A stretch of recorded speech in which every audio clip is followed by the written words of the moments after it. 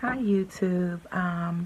My name is Tiffany and I am coming to you today just to talk a little bit about my fertility journey, my battle with PCOS, and my weight loss journey.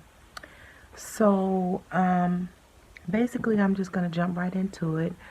Before I start, let me say that I created this video. This is my first time on YouTube. I follow a lot of the ladies on YouTube regarding their fertility journeys right now. And I did tell a couple of the ladies that I was going to create a video because I do believe that it is therapeutic. It does help with a lot of stress to be able to vent and speak to other women that are going through some of the same issues or journeys concerning fertility, PCOS, weight loss, or anything else they may be going through regarding that area, of their life at this time. I would like to say, if you like the video, please like and subscribe. Follow my channel. I do also want to add that, back in the day when I first started going through weight loss journey and fertility challenges, there was no YouTube. There was not a lot of support for women that were going through fertility challenges and this journey, and there was not a lot of information about PCOS. When I first started this journey myself, there were desktop computers, and AOL, was the happening big internet thing back then. We used AOL for everything, and I remember trying to research information. It was a very difficult time in my life. I actually started dealing with and knew something was wrong as far as infertility as early as 19 years old.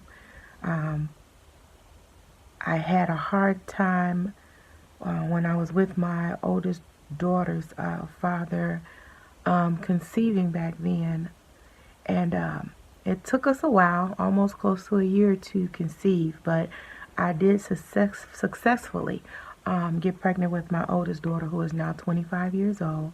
But I had always had irregular cycles, even through high school. I did not have pain with periods back then. It was something I had to count the days and kind of prepare for. Around that time, I had heavy cycles. They were ridiculous back then, and it was, pretty tough to deal with. There wasn't a whole lot of information or understanding as to why, But as time went on, after I had my oldest daughter, I wound up having a pretty complicated pregnancy with her that ended up in a C-section. With that C-section, I was in the hospital for about 5 days. She was in the hospital for 10 days with strep. She was born with strep. After giving birth to my oldest daughter, I winded up having what's called evisceration, where my wound opened back up. I had to have a nurse to come out to the house, and they had to heal by what was called second intention. So it had to be pretty much packed from the inside out, is how the wound had to heal. So what that ended up doing is causing scar tissue that when I tried to go on and conceive, maybe 4 years later with another child, I was unable to conceive. Did not know why, what was going on. Went to different specialists, only to find out that my tubes were blocked. That was devastating news to me, to find out that my tubes were blocked. After finding out that my tubes were blocked, I was sent to another specialist or endocrinologist, because not only were my tubes blocked with the HSG, a histocell which is a test where they inject dye into the tubes to check for patency. Not only finding that out, not only were they blocked, they were shriveled. My tubes were shriveled, as the specialist put it. So I was sent to an endocrinologist at Oak Park Hospital, Dr. Cunningham. I will never forget her. She was a total blessing in my life, and that's when I really got a deep understanding as far as polycystic ovaries. And she explained to me that I wasn't testing positive for diabetes, just being pricked in the finger, but she did a lot of other blood tests. she checked my hormone level, and she said, I can almost guarantee your testosterone is high, estrogen level is high, FSH, LH, luteinizing hormone, follicle stimulating hormone. She say they are completely off. You know, and it was like devastating. And she said, I believe a lot of this, you know, can be corrected by being put on a drug at the time that we're given to diabetics called metformin. I was put on metformin, and maybe about, I want to say, 2 months after being on metformin. Now, mind you, I'm skipping a lot just for time purposes. But even before that happened, I had been through laparoscopic procedures and surgeries, where I also had a doctor that tried to shoot dye through my tubes, and the dye wouldn't go. I believe he told me that he tried so hard trying to push the dye through, some of it kind of came back out at him. I was in a lot of pain after that procedure. Years go on, I'm basically starting to accept that I would not be able to have any more children I couldn't conceive. After starting the metformin, about a month and a half to only 2 months, I ended up pregnant. That pregnancy, I had no idea that I was pregnant. I was in cosmetology school at the time. I was going through all sorts of pain and issues. If you know metformin, that drug is nothing to play with. Gastric upset, diarrhea, you better be in the house if you eat anything with high amount of carbs or sugar while you're taking that job. That drug definitely forces you to eat better. But 2 months into taking that drug, I ended up conceiving. I found out through going through another test or a procedure that I was about to have. They took my blood work before the procedure, called me the next day and said, hey, we can't do this procedure because you're pregnant. I was ecstatic and happy, but knew off the back that something wasn't right. I was so tired, couldn't move, back pain. 3 weeks into finding out about the pregnancy, I wound up having a painful miscarriage that took me into surgery, only to be told by that physician that I was pregnant with twins and lost a lot of tissue. Is why I was in so much pain I couldn't pass the tissue. So I winded up just kind of going through a lot with that. It was just a lot going on in my life anyway. Maybe 2 years before that, I had heart surgery and was recovering from that. Still, a year later, trying to continue with this, you know, trying to conceive journey and have more children. And maybe about a year after that, after completely being on the metformin, being switched from metformin to Avandamet is what it was called. Avandia and metformin was where they mixed the two diabetic drugs to see if you would be more sensitive to it, to get your body to respond. I was put on the Avandamet. I remember getting on Fentanyl, and now this is around the time, about 2 years after heart surgery, I got addicted to Red Bull. So I got obsessed with going to the gym. I had got all the way down to maybe about 118 pounds. I remember my daughter's father saying, you're starting to look like a bobblehead. You know, you need to stop. My build is not for 118 pounds.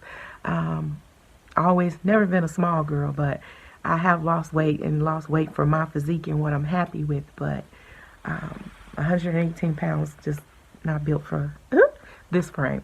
But so I winded up a year later getting pregnant with my now 14-year-old, which would have been, she was born in 2004. My water broke with her at 5 months. That was devastating. I didn't think she was going to make it. That was hard time. I was in the hospital 6 weeks on my back. The last week finding out I had gestational diabetes, but what the devil meant for harm, God worked it out for my good, because that gestational diabetes for that week boosted her up to being born at 2 pounds, 0 ounces, in the NICU for 2.5 months, on a ventilator for 1 day. Praise God, that was a blessing. On the ventilator for 1 day. She thrived. So everything that I know I've been through, I can truly say God has been in it. Even when it was supposed to go left, you know what I'm saying? He changed it. And it went according to his plan. Men say 9 months. Scientific say 9 months. But God said I could do it in 5.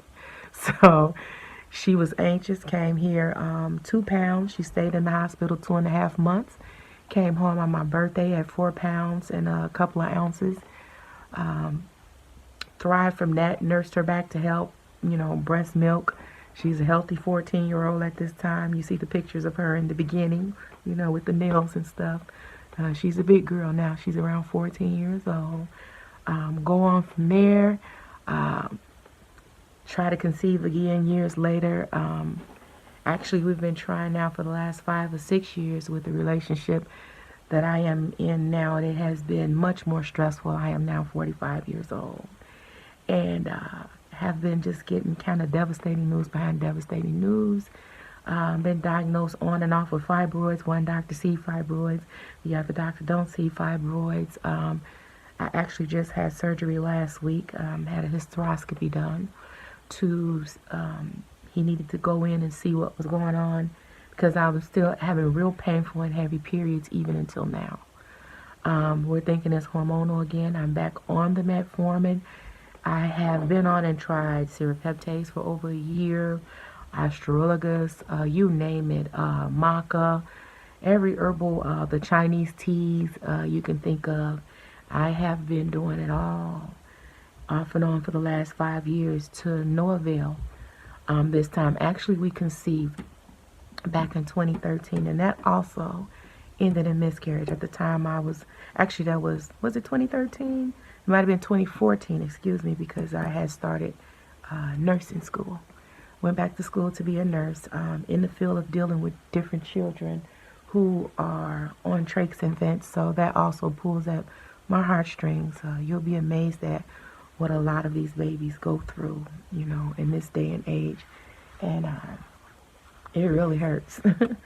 But to no avail with that thus far. Still healing from that procedure mentally, emotionally, and I just would like to say to a lot of the people that I am following, and then the young women, whether it be by choice, couples, married, same sex, to whomever it may be, you know, just stay encouraged. Tanika, the Smiths, the Decks, you know, I can pull off from the top of my head those 3 that touch my heart, you know. Be encouraged, because when it's all said and done, God does have the last say so. He does state that he'll give us the desires of our heart, you know. Just keep praying, and when you just want to let something go and you feel like you can't let it go, I remember feeling like that, still feeling like this, even having problems now and stress in this last relationship for 5 years and the whole trying to conceive process and get things together, and you just want to say forget it and give up, but nothing in your heart to let go from that dream. You don't know how to let it go when you want to walk away from it. You know, that's something you're holding on to that you're trying to birth forth. And I just want to say, trust God. He's never left me. Just for time's sake, I mean, I can talk about or bring up a whole lot of things in detail concerning this over 20-year journey, you know, trying to conceive. He has never left nor failed or forsake me. And even things that the doctors say has shocked them totally went the opposite way. Like I said, there was a couple of diagnoses with blocked tubes, and I still conceived.